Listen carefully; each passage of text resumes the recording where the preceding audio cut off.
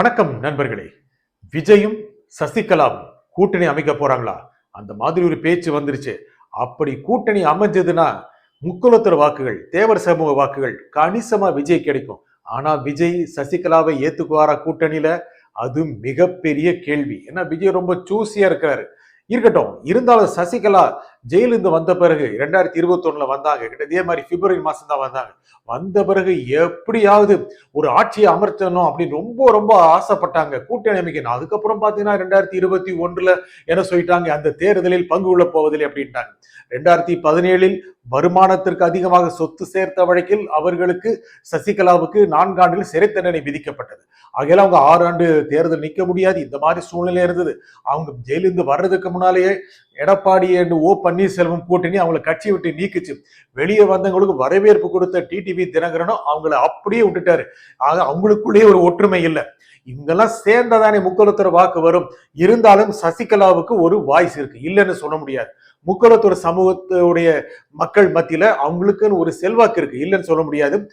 அவங்க தனி கட்சி ஆரம்பிப்ப ஒற்றுமையை ஏற்படுத்துவேன், திமுகவுக்கு எதிரிகள் யாரும் இல்லை, பயப்பட வேண்டாம், நான் இல்லையா, இப்படி எல்லாம் கொஞ்சம் காமெடியும் பண்ணாங்க. இருந்தாலும் கூட அவங்கள பக்கம் நேரடியாக தேர்ந்தெடுக்கப்பட்ட பிரதிநிதிகள் எம்எல்ஏ எம்பி எல்லாம் போய் நிற்காட்டி கூட அவங்களுக்கு அந்த சமூகத்துடைய மக்கள் மத்தியில நிச்சயமா நல்ல செல்வாக்கு இருக்கு. ஒருவேளை டிடிவி உடைய விஜயும் சசிகலா கூட்டணி அமைக்க தயாராயிட்டாங்கன்னா, அப்படி ஆகணும் அப்படின்னா சசிகலா அநேகமாக கட்சி தொடங்குவாங்க மாதிரி தெரியுது. அப்போனா என்ன, அந்த கேஸ்ல எல்லாம் போயிடும்.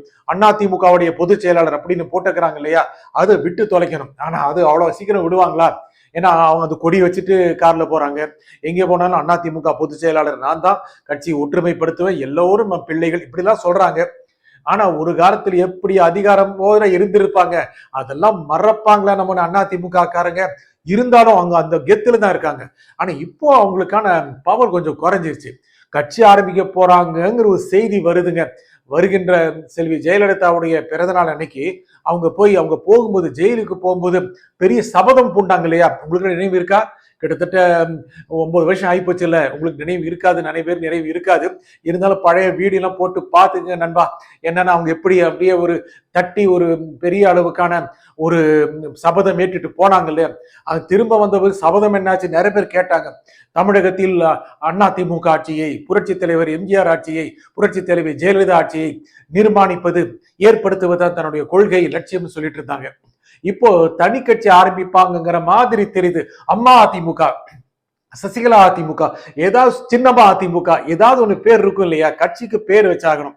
அப்படி பேரு வச்சுட்டு எப்படியாவது கட்சியில இந்த பக்கமே வந்துடக்கூடாது, அதிமுக பக்கம் வந்துடக்கூடாது, தேசிய ஜனநாயக கூட்டணி பக்கம் கூட வந்துடக்கூடாது அப்படின்னு எடப்பாடி சொல்றாராம். அதெல்லாம் ரொம்ப வருத்தப்பட்டு போயிட்டாங்க. எப்படியாவது திமுகவை தோற்கடிக்கணும் அப்படின்னு நினைக்கிறாங்க. அதே சமயம் எடப்பாடியையும் தோற்கடிக்க நினைக்கிறாங்க மாதிரி தெரியுது. அதுக்கப்புறம் அம்மா அதிமுக, சின்னமா அதிமுக ஏதாவது கட்சி ஆரம்பித்து தாவேக்காவோட கூட்டணி அமைத்து, இதுல முக்கியமான ஒரு சரடு என்ன அப்படின்னா, எல்லா செலவையும் அவங்களே பார்த்துக்குவாங்க அப்படின்னு சொல்றாங்களாமே. அப்பனா விஜய் கிட்டத்தட்ட அது ஏத்துக்குவாரோ? ஏன்னா அவரு கூட்டணி ஆட்சியில பங்கு சொல்லி கூட பெரிய கட்சி யாருமே வரல. ஏன்னா முஸ்தபா போனாரு, இன்னும் கூட யாரும் போவாங்கிற மாதிரி தெரியல. டிடிவி ரொம்ப ஆசைப்பட்டாரு, ஆனா விஜயின் கதவுகள் திறக்கவே இல்லை. அதனால அவர் என்ன பண்ணாரு, சீச்சி இந்த பழம் பிடிக்கும் அப்படின்னு எப்படியாவது மோடி தலைமையில் இருக்கின்ற தேசிய ஜனநாயக கூட்டணியில் சேர்வது, அன்பு சகோதரர் எடப்பாடி பழனிசாமி, அண்ணன் எடப்பாடி பழனிசாமி முதலமைச்சராக்குவது, இப்படி இறங்கிட்டார். சசிகலா அந்த மாதிரி இறங்கல. ஓபிஎஸ் தெரியும், அண்ணன் எடப்பாடி பழனிசாமி அப்படின்னாரு, காதே கேட்கலையே அப்படிங்கிற மாதிரி எடப்பாடி பழனிசாமி முகத்தை திருப்பிட்டு போயிட்டாரு. ஆனா சசிகலா ஆசைப்பட்டாங்க, எடப்பாடி பழனிசாமி வேண்டாம் சொல்லிட்டதுனால திமுகவும் வாய்ப்பு இல்லை, போனா சரியா இருக்காது, அதனால தாவேக்கா பக்கம் போலாமான்னு நினைக்கிறாங்க. ஆனால் விஜய் அதற்கு சம்மதிப்பாரா? அவர் வந்தால் ஓட்டுகள் விழும், கணிசமான ஓட்டுகள் விஜய்க்கு வரும். முக்கியமான அந்த தென் மாவட்டங்கள் பகுதியில சசிகலாவுக்கு இருக்கின்ற ஒரு செல்வாக்கு காரணமாக வரும்.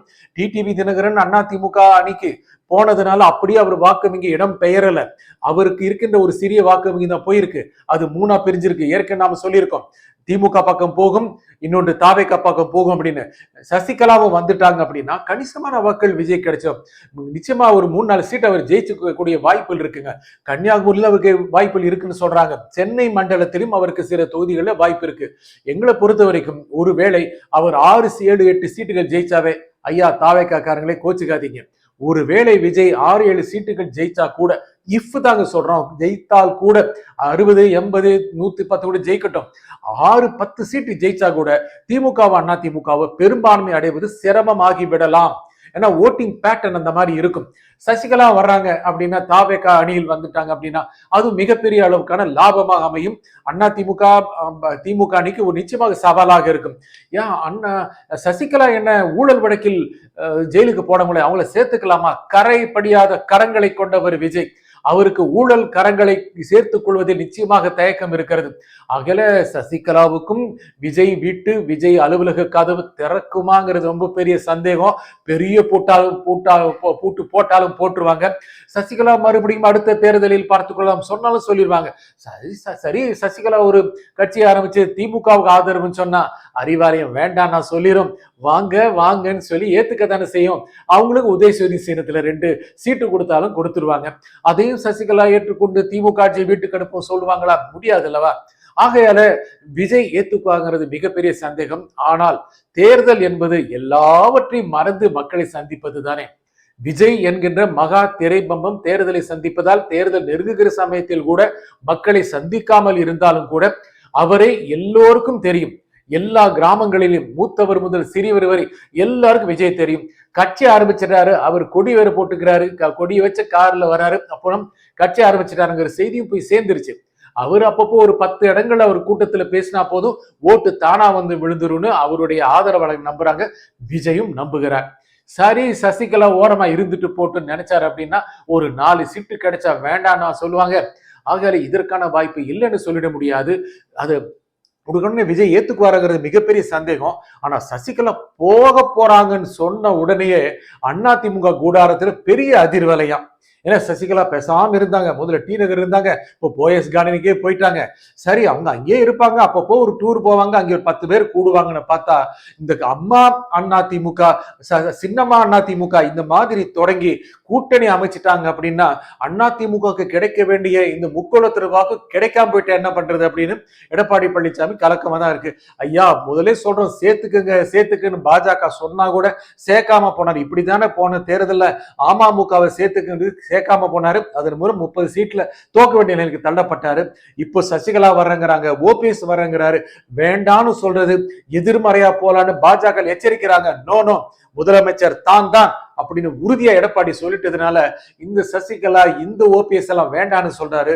ஒருவேளை இபிஎஸ் வேண்டான்னு சொன்னதுனால விஜய் கதவை திறந்து விட்டார் என்றால் இன்னும் கூட பல கட்சிகள் இந்த மாதிரி சிறிய கட்சிகள் சேர்ந்து விஜயின் கரத்தை பலப்படுத்தலாம்.